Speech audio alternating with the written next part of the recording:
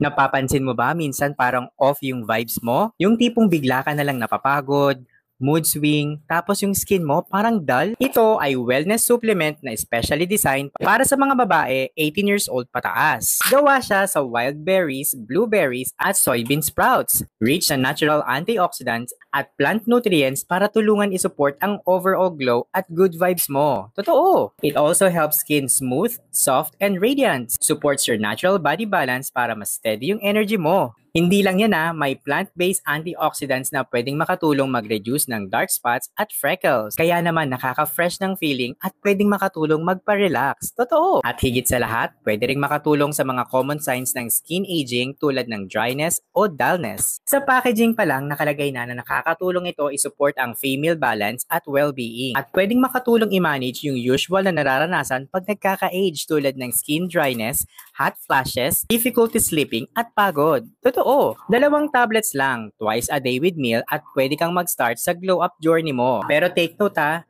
hindi ito gamot at hindi substitute for medicine. Hindi ito para sa buntis o may allergy sa ingredients. Paano ka ba naman makakabili nito? Huwag kang mag-alala dahil niligay ko to sa aking yellow basket.